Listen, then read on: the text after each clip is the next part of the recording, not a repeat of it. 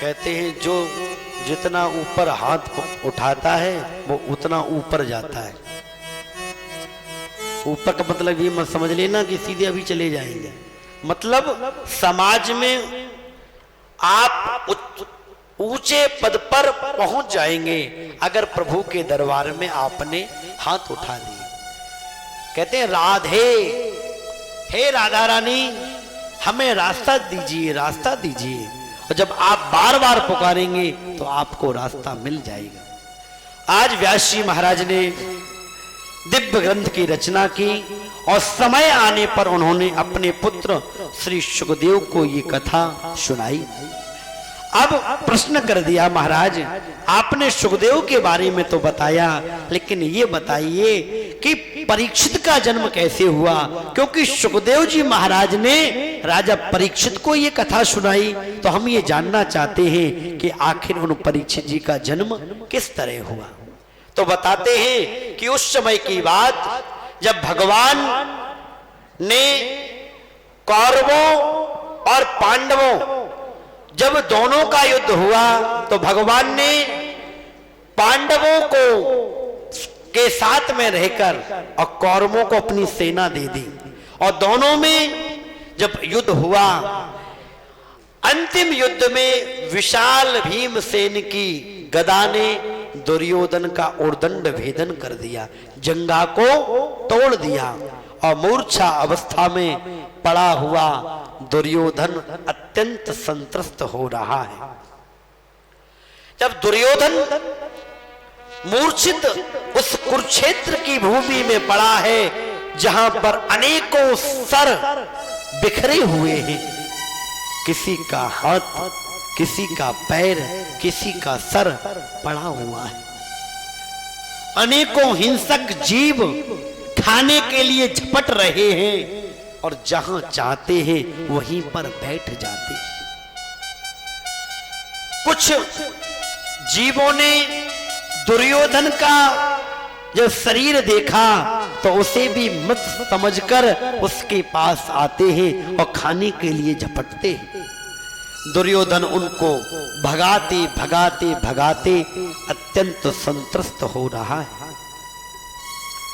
ये जब दुर्दशा अश्वत्थामा ने देखी तो नहीं रहा गया, कहा मित्र मैंने तुम्हारा वह वैभव देखा है, वह साम्राज्य देखा है और ऐसे वीर का ये हाल। अरे मित्र मैं तुम्हारे लिए क्या कर सकता हूं, मेरे लिए क्या आज्ञा है? दुर्योधन कहता है मित्र मेरे शत्रु 5 भाई थे और एक भी कम नहीं हुआ। हम 100 भाई थे, आज मेरे अलावा कोई भी बचा नहीं। सबसे ज्यादा कष्ट की बात तो ये है कि 5 में से कम एक कम हो जाता तो दिल को संतोष मिल जाता। देखिए व्यक्ति के स्वभाव में जो आ गया है फिर मरते दम तक वह स्वभाव समाप्त नहीं होता। मरने जा रहा है और फिर भी दूसरे के लिए अमंगल की कामना कर रहा है। आज अश्वत्थामा कहता मित्र मैंने तुम्हारा नमक खाया है, तुम्हारे बहुत एहसान है, बताओ क्या कर। अश्वत्थामा जब कहता है कि मित्र मेरे लिए आज्ञा दो तो कहता है मित्र अगर 5 नहीं तो कम से कम एक का सर लाकर मुझे दिखा दो, मुझे संतोष मिल जाए। अश्वत्थामा कहता मित्र अगर ऐसी बात है तो मैं 5 का सर लेकर आऊंगा तुम्हारे सामने। चल देता है, फिर विचार करता है कि मैं अकेला क्या कर पाऊंगा। जब इतनी बड़ी कौरवों की सेना भीष्म पितामह द्रोणाचार्य जैसे कुछ नहीं कर पाए, मैं क्या कर पाऊंगा। आखिर किस विधि से मुझे आक्रमण करना चाहिए। और इसने सोचा क्यों ना रात में सोते समय आक्रमण करूं, सब सो रहे होंगे उसी समय सबका सर काट लूंगा। काक उलूकन न्याय समझ में आ गया। कि एक बार कौओं ने उल्लुओं पर आक्रमण किया, और जब आक्रमण किया तो बहुत से उल्लू मारे गए। अब रात्रि के समय उल्लू ने विचार किया, क्योंकि दिन में कौए को दिखाई देता है, उल्लू को नहीं दिखाई देता, और रात्रि को उल्लू को दिखाई देता है, कौए को दिखाई नहीं देता। तो उल्लू ने विचार किया, क्यों ना मैं रात में आक्रमण करूं। और रात्रि में जब एक उल्लू ने कौओं पर आक्रमण किया तो सारे कौए मारे गए, एक उल्लू ने विजय प्राप्त कर ली। ये काक उलूकन न्याय अश्वत्थामा की समझ में आ गया, इसी विधि से मुझे आक्रमण करना चाहिए।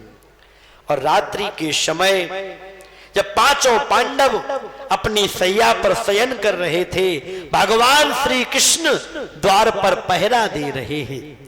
आज रात्रि के समय जब नींद खुलती है अर्जुन की, तो अर्जुन ने आकर देखा कि प्रभु बाहर टहल रहे हैं। प्रभु क्या बात है, आज आपको नींद नहीं आ रही? भगवान कहते हैं, अरे अर्जुन, तुम तो आराम से सो रहे हो और मुझसे कह रहे हो कि नींद नहीं आ रही। अरे अर्जुन, मेरा हाल खराब है, क्या हुआ? अर्जुन कहते हैं, प्रभु मैंने तो अपनी नैया को आपके हाथों में सौंप दिया है, अब हम तो आराम से ही शयन करेंगे। भगवान कहते हैं, अर्जुन मुझे ऐसा लगता है कि इस समय तुम्हें इस सैया पर नहीं सोना चाहिए। क्यों ना आज विजय की प्रथम रात्रि है, हम सब धूमधाम से कोई उत्सव मनाएं। और भगवान पांचों पांडवों को अपने साथ में ले गए। पांडवों की उसी सोनी सैया पर पांचों पांडवों के जो बेटे थे, पांडवों के समान लगते थे, वो आकर उन्हीं सैया पर सो गई। और रात्रि में जब आक्रमण किया अश्वत्थामा ने, तो पांचों पांडवों के पुत्रों को ही पांडव समझा, पांचों के सर काट लिए, काट कर अपने साथ में ले गया। क्योंकि जब दुर्योधन पूछेगा तो दिखानी भी तो है। पांचों के सिर लेकर और चला। सामने से दुर्योधन ने जब देखा, अरे मित्र तुम आ गए? हाँ, अरे तुम तो एक की बात कहते थे। दुर्योधन, मैं तो पांचों का सर लेकर आया हूं। दुर्योधन कहता है, मित्र ऐसा लग रहा है कि तुम पांडव नहीं कोई गाजर मूली हो। पांडवों को जब इतनी बड़ी सेना नहीं हरा पाई तो तुमने अकेले क्या किया होगा? अश्वत्थामा कहता, मित्र मैं तुम्हारी तरह नहीं हूं, मैं तो बुद्धि से काम लेता हूं। मैंने जब आक्रमण किया तो रात्रि में किया, पांचों का सर काट लिया। बड़ा खुश हो गया दुर्योधन, मित्र आज तो तुमने मेरे ऊपर एहसान किया है।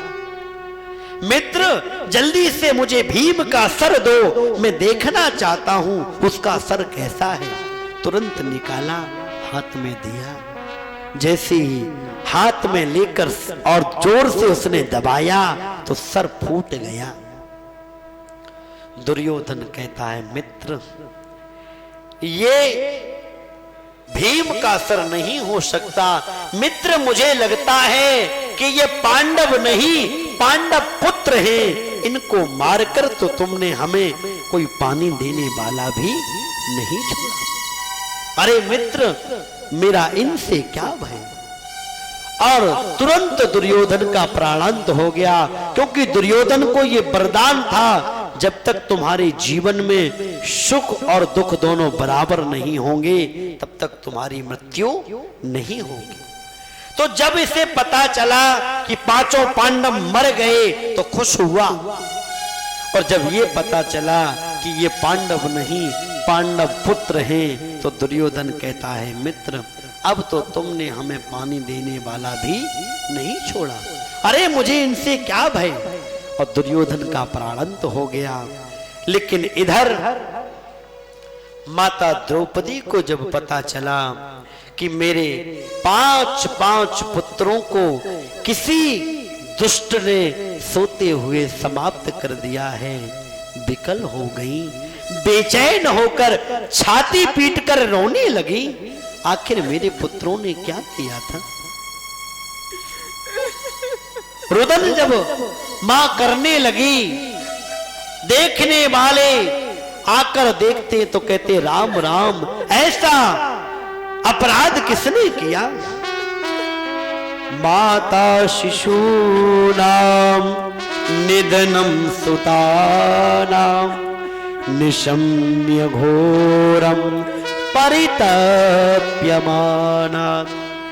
जिस मां के पुत्र के जीवन में थोड़ा भी संकट आ जाए तो मां बेचैन हो जाती है, और जिस मां के 5 पुत्रों को भरी जवानी में समाप्त कर दिया गया हो, उस मां पर क्या बीती होगी। आज द्रौपदी विकल होकर, बेचैन होकर जब रोने लग जाती है, अर्जुन ने प्रतिज्ञा कर ली, द्रौपदी तू चिंता मत कर, जिस दुष्ट ने ये दुस्साहस किया है तेरे आंखों के सामने मैं मृत्यु दंड दूंगा। ये अर्जुन की कठोर प्रतिज्ञा है। अब एक तरफ अर्जुन, भीम, द्वारकाधीश सब खड़े हैं, क्या किया जाए। आज भगवान ने अपने साथ में अर्जुन को लिया। अर्जुन और भगवान दोनों साथ में रथ पर बैठकर जब अश्वत्थामा का पीछा किया, डर गया कि अब मैं नहीं बचूंगा, तो एक ही उसके पास बाण था, ब्रह्मास्त्र। उस ब्रह्मास्त्र को उसने चला दिया। अर्जुन तो घबरा गए, प्रभु इस दुष्ट ने क्या किया, ब्रह्मास्त्र को चला दिया। भगवान कहते तुम क्यों घबराती हो, अरे तुम ही ब्रह्मास्त्र चलाओ। अरे अर्जुन, कभी कभी विष की औषधि विष ही होती है। अगर किसी को सांप काट ले तो झाड़ फूंक के चक्कर में न रहो, सीधे हॉस्पिटल जाओ। वहां पर बताते हैं कि डॉक्टर जो इंजेक्शन लगाता है वो विष का होता है, क्योंकि विष के द्वारा ही विष का निदान होता है।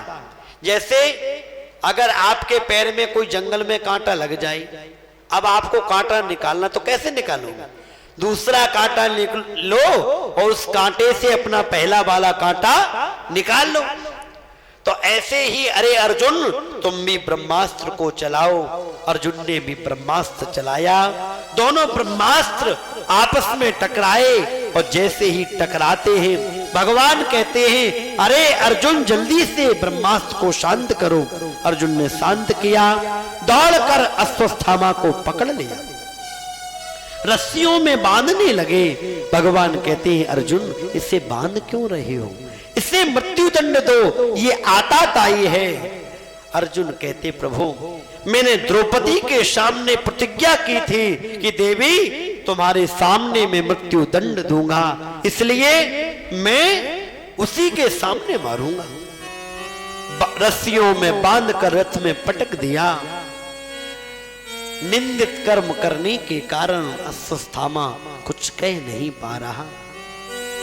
ध्यान देना, अगर हम आपसे भी अगर कोई अपराध हो जाए, कोई गलती हो जाए, तो हम बड़े बेचैन हो जाते हैं, क्या करें। आज अश्वत्थामा निंदित कर्म करने के कारण ऊपर देख नहीं पा रहा। जैसे ही द्रौपदी के सामने अश्वत्थामा को ले जाया गया, देवी ये वही दुष्ट है जिसने तेरे पुत्रों को समाप्त किया है, बताओ इसे कैसे मारा जाए। द्रौपदी ने देखा, तुरंत कहा महाराज ये आप क्या कर रहे हैं,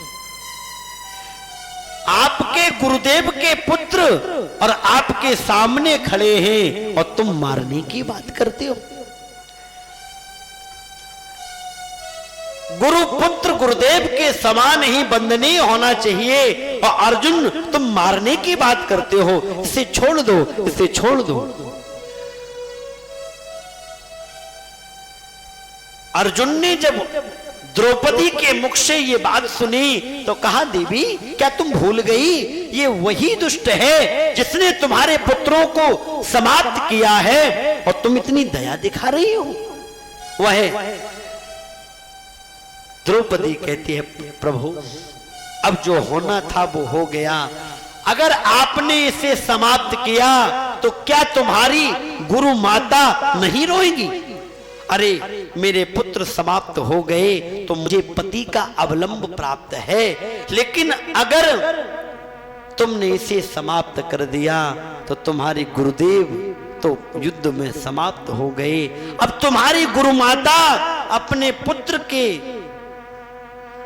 सहारे जीवन व्यतीत कर रही हैं, और अगर तुमने उसे भी समाप्त कर दिया तो तुम्हारी गुरु माता पर क्या बीतेगी? युधिष्ठिर कहते हैं, द्रौपदी बिल्कुल ठीक कह रही है अर्जुन, अब छोड़ दो। लेकिन भीम खड़े हो गए, जिसे छोड़ना है छोड़ दे, मेरे हाथ से ये छूटने वाला नहीं। अब दो दल हो गए, एक दल में अर्जुन और भीम हो गए जो कहते हैं कि हम छोड़ेंगे नहीं, और दूसरे दल में युधिष्ठिर और द्रौपदी हो गई कि अब जो होना था वो हो गया, अब छोड़ दो। लेकिन जब बात बहुत ज्यादा उलझती चली गई, भगवान द्वारिकाधीश मौन खड़े हैं। अर्जुन ने कहा, प्रभु अब आप भी अपना कुछ मत दीजिए, अब क्या करना चाहिए? भगवान ने कहा, अर्जुन हमसे पूछते हो? हाँ प्रभु, हम आपसे पूछ रहे। क्यों? क्योंकि जब जीवन में ये क्षण आ जाता है, क्या करें, उस समय आप मिनटों में सुलझा देते हैं। ऐसे आपके पास सूत्र हैं, बताइए क्या करना चाहिए? भगवान कहते हैं, अर्जुन अगर मुझसे पूछा है तो सुनो, हम जो भी बात कहेंगे वो शास्त्र की कहेंगे, शास्त्र जो कहेगा वो तुम्हें मानना होगा। हाँ महाराज बताइए आपका शास्त्र क्या कह रहा है? भगवान कहते सुनो, ब्रह्म बंधुर न हंतव्य आताताई बदार हड़ा मई वो भयमाम नातम परिपायनुशासनम। अरे भगवान कहते हैं, अर्जुन मेरा शास्त्र तो कहता है ब्रह्म बंधुर न हंतव्य। अरे अर्जुन, ब्राह्मण कितना भी पतित हो, अधम हो, न हंतव्य, उसे मारा नहीं जाता, और आताताई कोई भी क्यों ना हो उसे छोड़ना भी नहीं चाहिए।